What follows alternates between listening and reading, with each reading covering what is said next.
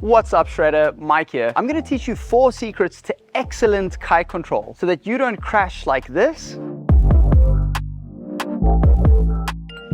and so that your kite control gets so good that you can do things like this.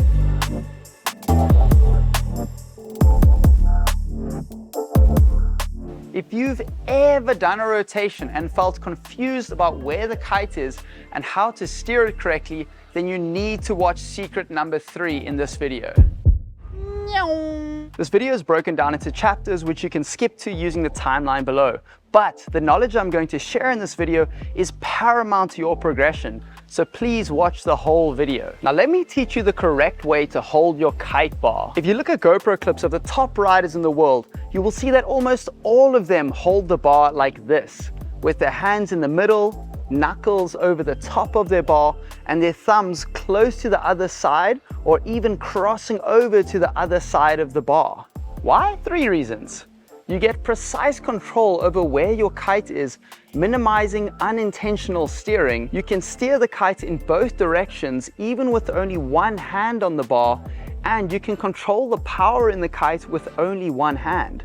If you have your hands all the way at the outside of the bar and you take off, you won't be able to keep the bar sheeted in. You don't have enough leverage over the bar. And if you move your hand to the middle, you can still control the power. You might think that you need to keep your hands on the outside of the bar to steer correctly, but that simply isn't true. You have more than enough leverage over the bar by pulling with one hand and pushing with the other hand from the middle of the bar.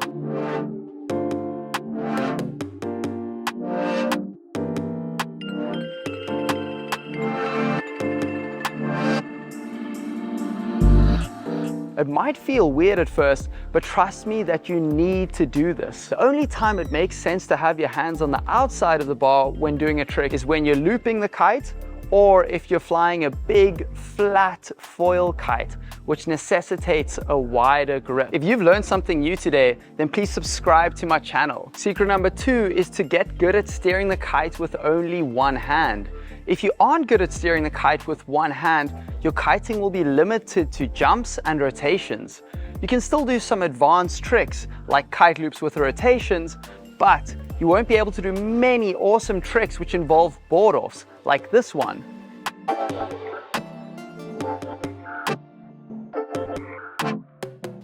Or this one.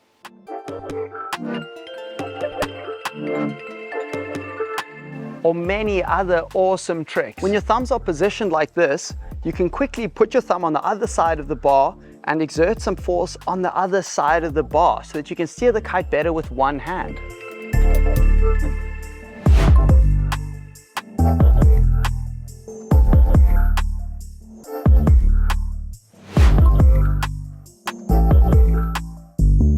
I suggest that you practice flying your kite like this on the water. You won't be able to steer the kite as well as you do with 2 hands, but steering the kite with one hand will become easier when your kite has some momentum and you see the opportunity to use only one hand to pilot the kite. Such as when you're doing a sent board off, you've sent the kite forward, it already has some momentum in that direction, and then you have the ability to fly it with just one hand. Secret number 3, the most valuable one, and it's going to be a tricky one for you to wrap your head around, so pay attention, and it is to fix your muscle memory. So the wind is blowing this way.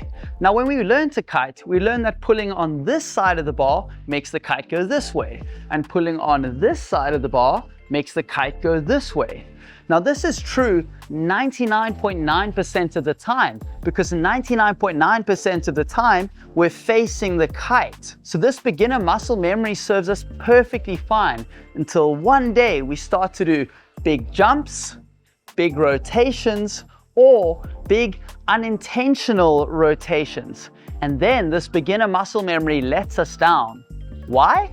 Because when you're facing the kite, this hand makes the kite go to your right. But when you're backwards to the kite, this same hand makes the kite go to your left. So let me give you an example that often happens in real life. So I'm going to do a big jump. I'm riding this way and I do a nice big jump. But in my takeoff, I carve a little bit too much and I go into an unintentional back roll. So now I'm backwards to the kite and I'm quite high and I wasn't expecting this, and I see that my kite is too far over that way. So I want to bring my kite over here more towards 12 o'clock so that I can have a nice safe jump. So my beginner muscle memory says, hey, my kite's over there and I want to bring it over here. So I'm going to pull on this hand. But since I'm backwards to the kite, my steering is reversed. And if I pull on this hand, my kite's actually going to go that way, making things way worse. So of course, I need to pull on this hand. Now this might seem obvious right now, but when you're in the moment and you have to make a decision just like that, it's so easy to get this decision wrong because of our beginner muscle memory. Often people will pull unintentional kite loops, which scare them so much that they stop wanting to jump high or do big rotations. Every kiter gets disoriented at some point, steering their kite incorrectly and gets absolutely destroyed. The problem is that we learn to steer the kite relative to our body orientation, when actually we need to learn to steer the kite relative to the kite's position in space. So the solution is to retrain your muscle memory. Let me teach you how you should think about kite steering. When you are riding, your kite can be steered forward or backward. Forget about steering left and right. Whenever you are on approach, you need to know which hand is your front hand and which hand is your back hand. So when I'm riding this way, this is my front hand and this is my back hand. If I want my kite to go forward, I need to pull on my front hand.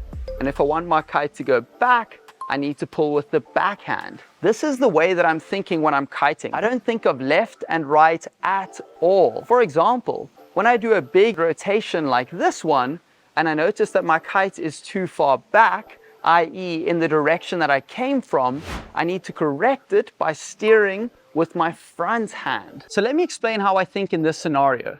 So I'm on approach, I'm going this way, and I know that this is my front hand and this is my back hand. So I go into the jump and I do a nice big front roll. And halfway through the front roll, I notice that I've left my kite back there. Now the kite's behind me. So I need to steer the kite forward. So in this situation, I know that I need to pull on my front hand. I know which hand is my front hand because in my approach the whole time I was thinking this is my front hand. I don't need to think about left and right and which direction I'm facing. I just think, well, my kite's too far back and I need to bring it forward, so I pull on my front hand. So I pull on my front hand, I finish the rotation, and boom, I land the jump and everything's all good. So this is how I think when I'm kiting, and this is how you should think. You shouldn't be thinking about left and right at all. You should be thinking front hand, back hand, steering the kite forward and steering the kite backward. This is how your mind works when you're using beginner muscle memory. Making the correct decision is difficult, and this is how straightforward it can be if you develop this advanced muscle memory. This is the way that you need to think when you're kiting. You don't want to be thinking about right and left at all. If you've learned something new today, then please subscribe to my channel. Let me give you a slightly more advanced example. If I want to jump over a sandbar, I will need to steer the kite forward into the window so that it propels me downwind, enabling me to clear the obstacle. Now, when I go into the jump, I need to focus on going high, and when I'm close to the top, I need to pull with the front hand. I can do something like this confidently for two reasons. One, because even if I'm upside down or backwards to the kite, I know that when I'm going this way, this is my front hand and this is my back hand, and I know that I need to pull on my front hand. And two, because I'm developing routines in my kiting. Now, this is the fourth secret to kite control, and that's that you've got to develop routines. Routine is a list of steps that we need to follow to successfully perform a trick. One of the things that separates riders who are in control of their kites and riders who look lost or out of control is routines. You cannot simply improvise complex tricks in the middle of your jump. So before I perform this trick, I already know when I'm on approach that I plan on pulling with my front hand when I'm near the top of the jump. So before a pro kiter does anything, they are thinking of a list of steps that they will execute to successfully perform the trick. The best way to know where your kite is isn't to see where it ends up and react, but rather to proactively put it where you want it to be. So now that we're on the topic of routines, let me tell you the routine that I follow to do a front roll board off with spins. So I'm riding to the left, and this is my front hand and this is my back hand. So when I go into the jump, I plan on jumping and leaving the kite too far over to my back because I take my board off with my backhand and only my front hand is left on the bar to steer. So by leaving the kite back there and doing the board off here and spinning, spinning, spinning, whoop, another spin because I'm a badass. I put my board on, my kite's too far back, and the hand that's on the bar is my front hand, which sets me up perfectly for a front hand heli loop. So I pull the front hand heli loop, I come into land, and everything's good. So you see, by going into the jump and intentionally putting my kite at 1 o'clock and leaving it at 1 o'clock whilst I do my spins, I set myself up perfectly to the front hand heli loop with the front rail board off with spins. So you can see that it helps to proactively put your kite where you want it to be rather than jumping, discovering where it is later, and then trying to react to it. So if you know what you're going to do before you do it, and you visualize and think through the steps, there will be less surprises when you're kiting. So guys, take your time to think through your routines so that you aren't winging it and you can actually give yourself a chance to be in control. If you want to get better at big air kiting, then be sure to subscribe to my channel. And if you've got anything to say or any questions, please drop them in the comments below. Otherwise, I've made another video for you and you can watch that one over here or you can subscribe over here. Muchos besos and adios.